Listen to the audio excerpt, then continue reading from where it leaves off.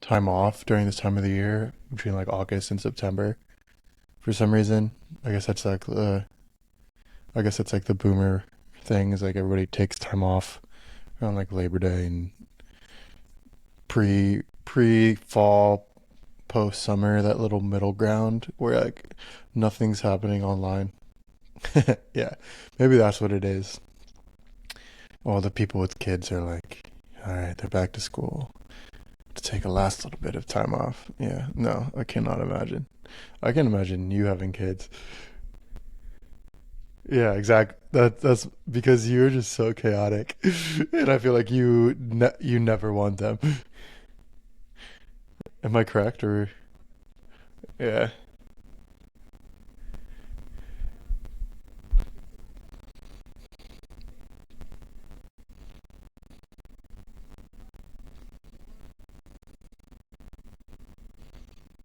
8.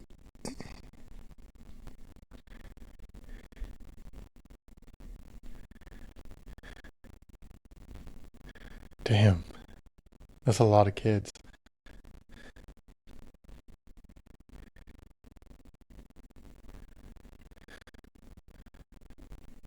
collapsing like a dying star collapsing in on itself. Oh my gosh. All right. Well, welcome to Dow Talk, everyone. This week, Frisian is gone. He's on a plane right now. He's on his way to a DRC event in Cali, California. I believe in San Francisco, or maybe just below San Francisco. Stanford's like in south of. I don't know. It's not a geography lesson, but he is at an event for the DRC, which our friend of the pod and friend of Content Guild, Kyler, has been organizing. Pretty awesome event. If you're there, make sure to say hello to him. If you're listening to this today, the day it comes out, CSG, your your browser isn't recording. It says refresh the page. Refresh, come back.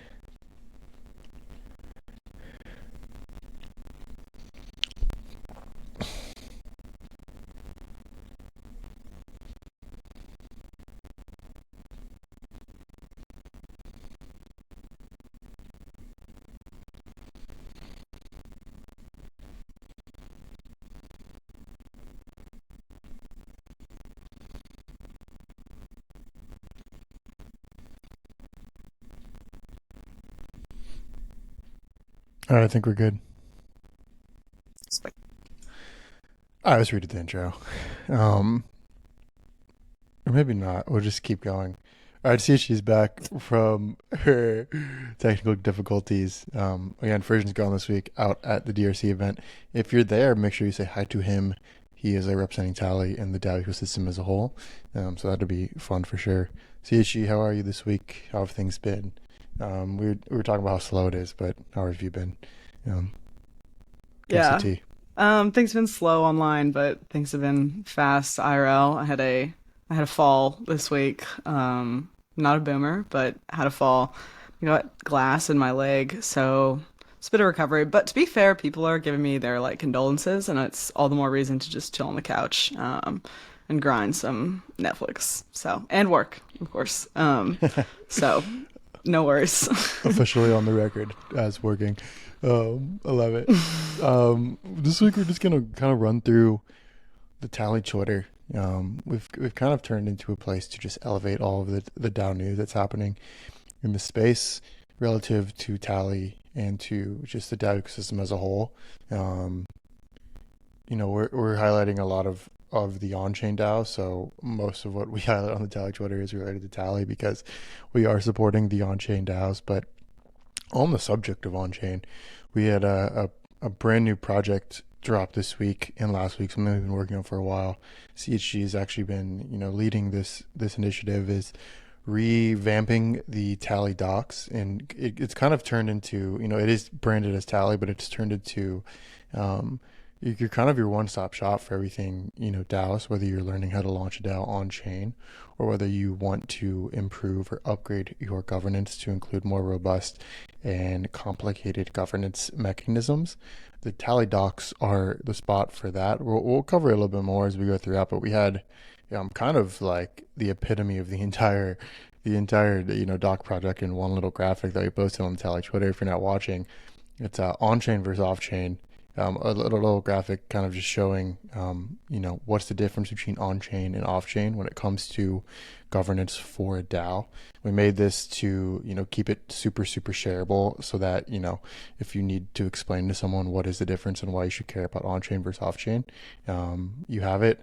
The on-chain graphic is very simple from the beginning to the end. Everything's on-chain proposal, on-chain vote, transactions executed. That's as simple as it is with running on chain. Off chain, you have an off chain proposal, off chain vote, and then once you reach consensus off chain, which again the entire time you're off chain, there's nothing binding. You have to have this social trust. You're introducing this social trust factor, which is humans, and humans error or human error is the biggest issue with social trust.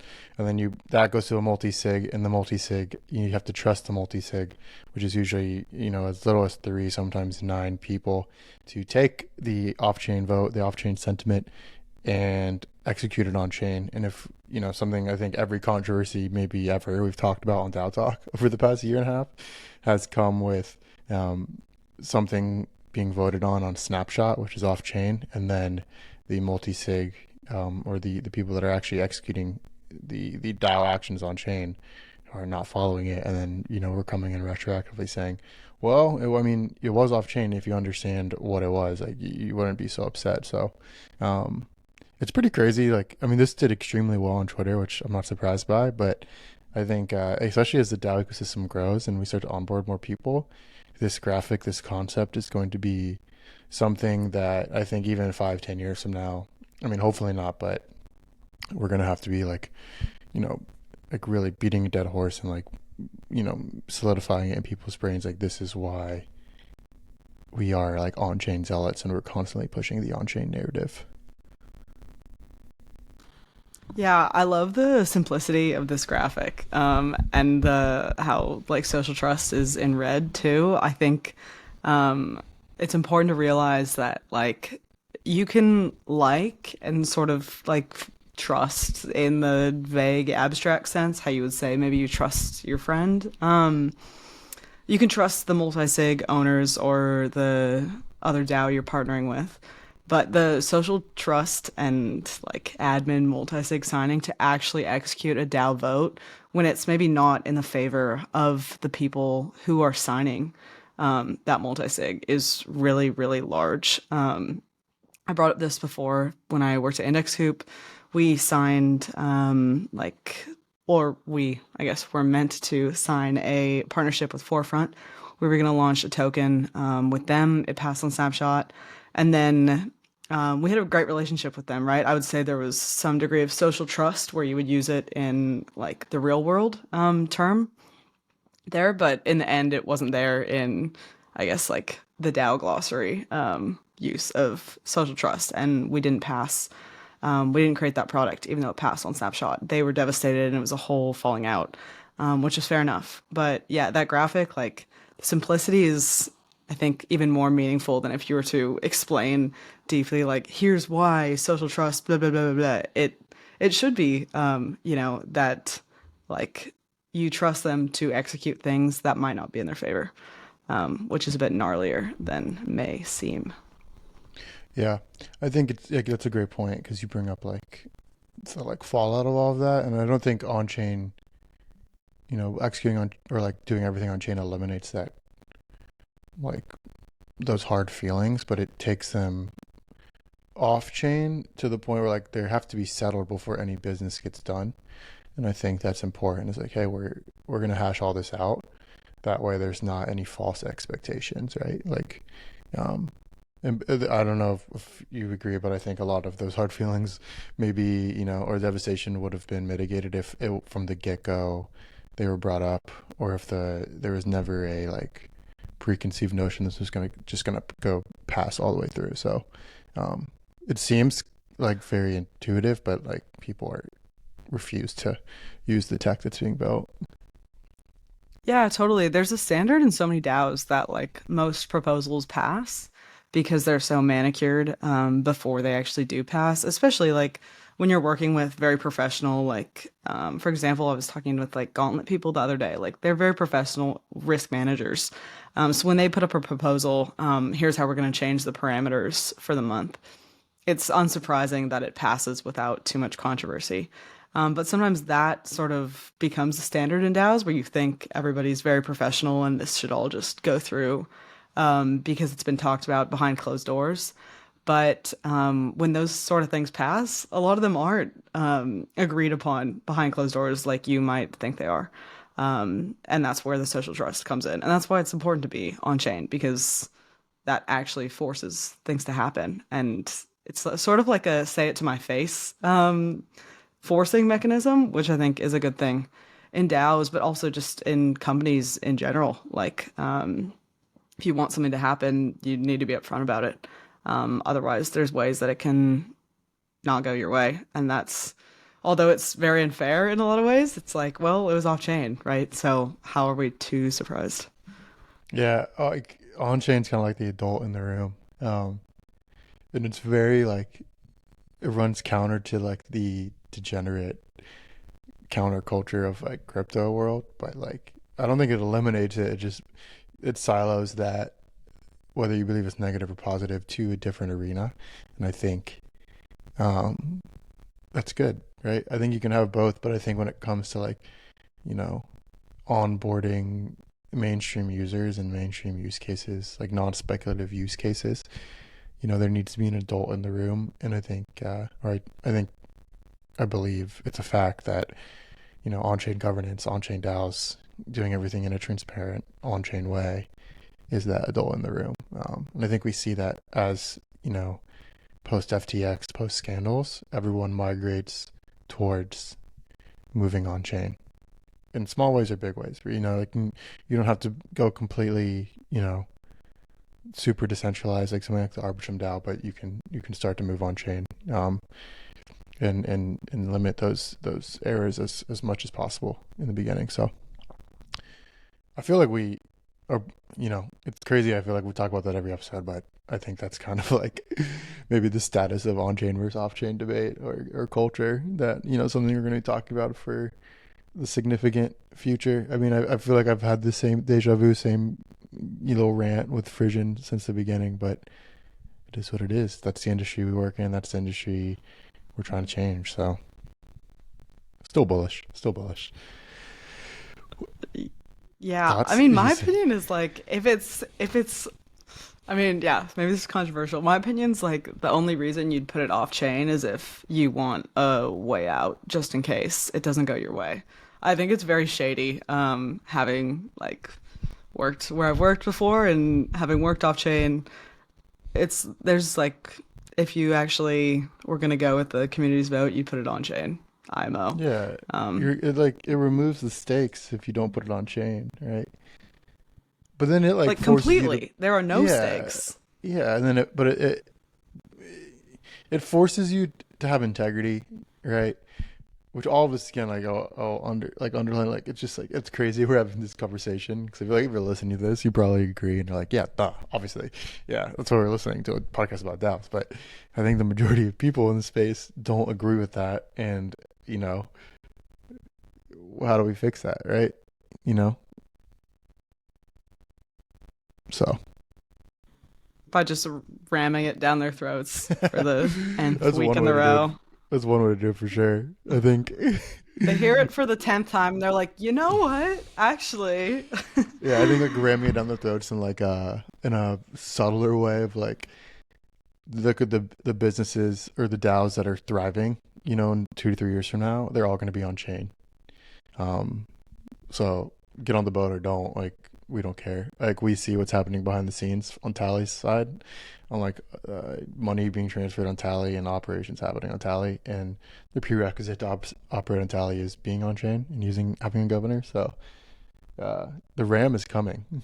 We will ram it down your throats, and it's so aggressive in a online advertising culture way, but just know like it's happening on a protocol level as well. So speaking of protocol level upgrades pulled together, who was part of delegation week. And just so you know, if you have Pool, you can delegate it for free on Tally right now. So if you're part of the Pool ecosystem and you want to get involved in the DAO, but maybe you don't want to be as hands-on and checking every proposal, you can delegate your tokens for free on Tally. We'll link the tweet that we're talking about right now in the show notes so that you can. There's like 2 or 3 step guide. It takes 2 or 3 minutes to figure out how to delegate your Pool for free. But Pool Together upgraded from Governor Alpha, which is the original compound governor contract, the like OG voting on chain. Like we just talked all about voting on chain. Governor Alpha is the original contract from Open Zeppelin. We've talked about it almost every episode.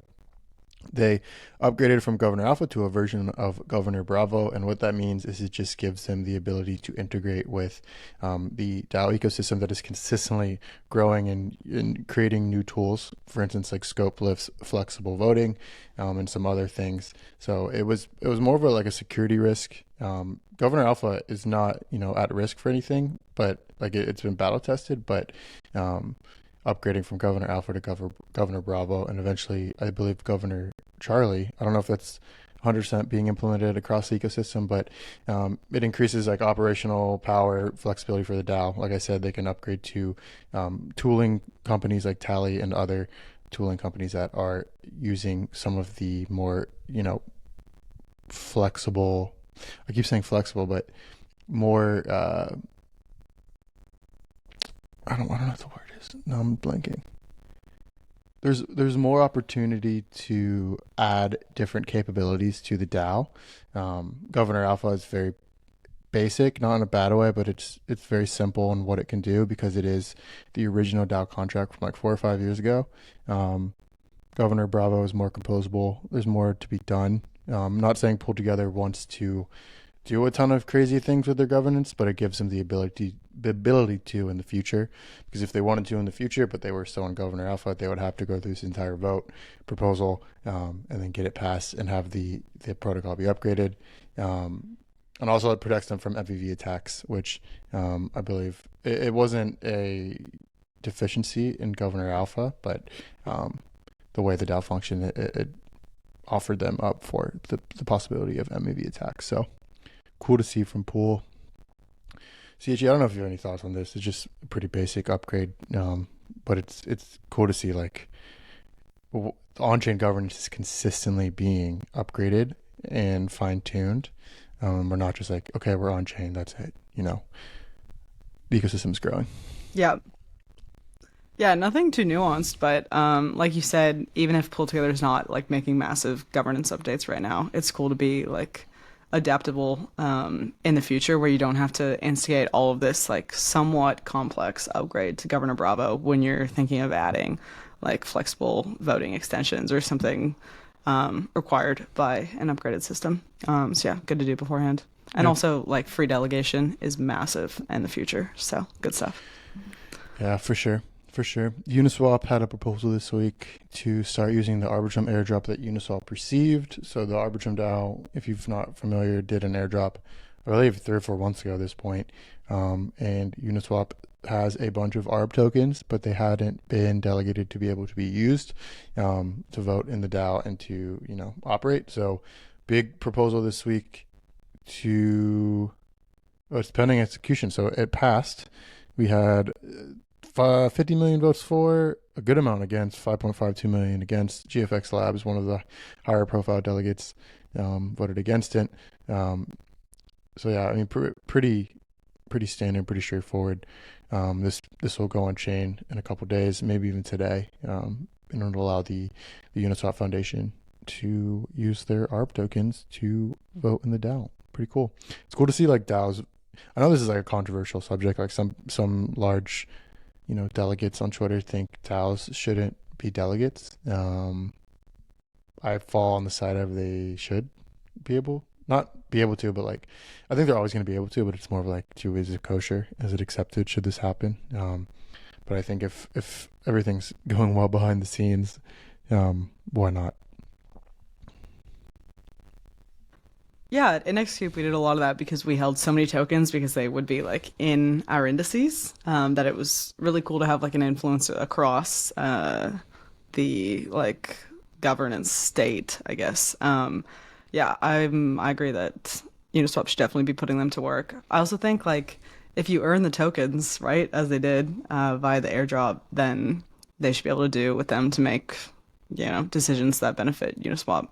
And if you think like that a DAO shouldn't have them, then a DAO should never participate in another DAO, which would probably harmful to the ecosystem as a whole. So yeah. Yeah, for sure. Again, we're scrolling through the Twitter. We Frisian and Great Tree from Frisian around the Tally docs, kind of marketing it as a one-stop shop for everything on-chain governance. It really is. Let's just click through real quick. We'll just look at CHG's beautiful work on the docs page. You have everything from what is Tally, how to navigate the platform, adding a DAO to Tally, delegating, proposing. I think my favorite part of this docs is the DAO best practices, because that kind of underlies everything we're saying on this pod, and what we do at Tally is DAO best practices. It's something that's a little bit harder to enforce because on-chain is on-chain, but how DAOs are operated behind the scenes is unique to each individual and each group. But there is, a framework we've seen and developed and taken the best of over the past 3 or 4 years of watching DAOs come and go, because there are a lot that come and go, and there are a few that remain and have billion-dollar treasuries and are successful and are doing great relative to what you think great is.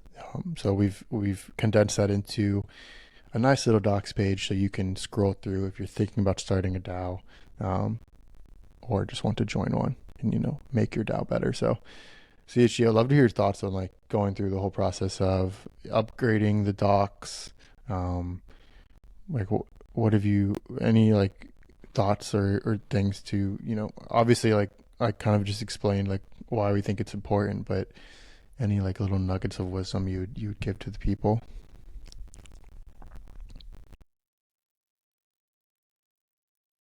Yeah. The docs was project was really interesting because it was sort of like a time traveling through Tally since the docs had last been updated. Some of them several years ago.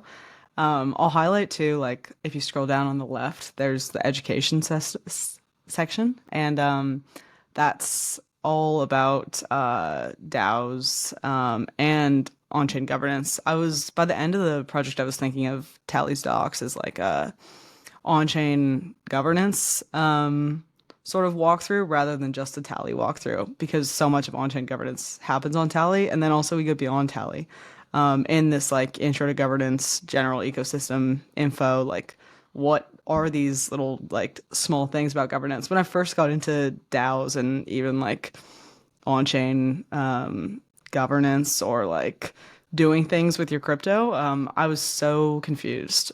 Seriously. I mean, this is years ago at this point, but I felt like I had nowhere to go, and this would have definitely helped me. There's also this like index of DAOs, which I think will be really helpful, just putting all that information into one place.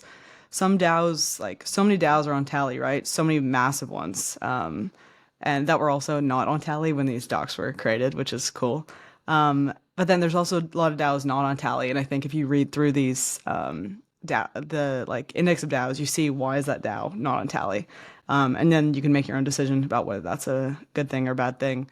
Tally doesn't have to say, it's like wrong for X DAO, MakerDAO to not be on Tally. You can read through the doc about MakerDAO to kind of get some insight into why that is, and whether you think that's a good thing or a bad thing. So yeah, I'm really excited about DAOs. I think the index of DAOs, they like offer a lot of insight into what's going on behind the scenes of these DAOs, whether they're on Tally or not. And then also the docs as a whole is like massive. We saw when I was going through some of them like for SEO and trying to get more backlinks to the Tally actual site, it was interesting to see what was really hitting and what was like less clicked on. The Tally API is one of the biggest links to the Tally website of anything, which is really interesting. You can see a massive bump in when the Tally API was released just a few months ago of people using it. And then beyond that, I think this stuff about delegating and actually setting up your DAO on Tally with screenshots is really helpful. I remember using it myself when I was setting up a DAO on Tally ages ago. So now looking at it with all these updated screenshots where it's like exactly what you need to do, like click the top right and there's a, arrow pointing to that top right button. I think it should really ease getting through creating a DAO from 0 to 1. And they're only going to be upgraded from here, so that's good. One of the big OKRs to the end of the year is updating, upgrading, and improving. So yeah, happy to hear feedback as well. Yeah, absolutely killed it. We're super excited to see this proliferate throughout the ecosystem, and we'll be treating a lot more, graphics from the docs and reminding people of, having the resource there and using it, actually using it when you're launching a DAO. Pretty sweet. Couple more things before we sign off for the week. Security councils are starting to pop off. We've mentioned before we're building out a security council interface for Arbitrum DAO security. For Arbitrum DAO Security Council election coming up in just a few weeks, actually. I think September 15th is when it starts. And Security Council is just an extra layer of protection for the DAO. If something malicious gets passed through the DAO for some reason, there is a safeguard of elected officials or elected delegates within the DAO who are able to override that vote, but they aren't able to override that vote unilaterally. The multi-sig has to vote on it, or the Security Council has to vote on it by itself to veto that. So Arbitrum's kind of leading the way with that, but I know Rari DAO passed something this week or announced something this week around the intent to launch their own security or establish a security council. So we're starting to see it pick up in DAOs, which is pretty exciting, and I'm sure we'll have more information around how security council elections work in the future as we start to see them happen on Tally. Remember, that's a little bit different than just voting and passing a proposal on Tally. That's why we're having to build out a new interface for them, but a new feature for DAOs, a new iteration from DAOs as they grow and kind of expand and adapt to different use cases. And then last thing from this week, we have a IRL event coming up in a few weeks in New York City. It's going to be at Reception Bar, which is a really, really sweet, trendy little bar in the Lower East Side of Manhattan. If you're going to be in New York for, mainnet, for all the events happening that week, we're going to be throwing a pretty intimate get together. It's only going to be about 45, 50 people. We're going to have an NFT launch later in the month. I think it's next week we're launching that can get you access to that event. It's a 3-hour event, 6 p.m. to 9 p.m. Thursday, September 21st. Super excited to see everyone in person and mingle and talk decentralized governance, talk DAOs, talk the future of Tally, the future of your protocol. It's a great time to meet the team behind Tally, the CEO, CTO, GTM team, the engineers. So keep an eye out for that if you're interested and want to get in, or maybe sneak in and you're listening to this. If you're listening to the very end of DAO Talk, you are a hardcore listener, and maybe we can get you in for free, maybe get you on the whitelist for the NFT drop, so that you can come to the event if you're going to be in NYC. Super excited for that. Look out for some more content around that. I'll be tweeting that out today, tomorrow, all next week. CHE will be there as well. She's making her way back across the pond, back to the homeland. Super excited about it. Yep, first time in America in a few years, so it should be good. I'm very excited also for the yuzu cocktails and the vegan dumplings I saw on the menu. So we're so excited. We're trying to find some form of like entertainment or something of the like to do with the event, like not just sitting chatting type of thing. So yeah, me and Tommy are on it, which is good. The Zoomers are in charge. As they should be. Let the Zoomers be in charge of the cultural moments. Great. I'm excited to see you, CHE, in person for the first time. Me and Frisian will meet CHE in person for the first time. Maybe we'll record it, make a moment out of it. It's going to be fun. I'm excited. Yeah, I think we should do some of those, like, when the heights of people are always surprising. I think a good TikTok would be like, how tall do you think this person is? Like, how tall? And then it's like, I am this height. And we can do it for the various characters in the room. We should. I'm not sure. Do you know how tall Raph is? Have you Yeah, heard? he's massive. Yeah, Yeah, oh, I saw him. he's like 7 feet tall. Frisian told me he looks like a model. It's He like, really does. yeah, yeah, he He's like does. tall and lanky. Yeah, Hmm. I love it. I love it. Well, Yeah. this is DAO Talk episode. I think this is 54, 53 or 54. I'm not sure. They all blur together at this point. We'll be back next week for either episode 54 or 55, whichever one that is. Frisian will be back with his findings from the DRC event at Stanford, talking with, legit senators and kissing babies. What's the thing? It's like, I don't know. I forget what it's saying in like politics. But anyway, this has been DAO Talk. We'll see you next week. Peace. Peace.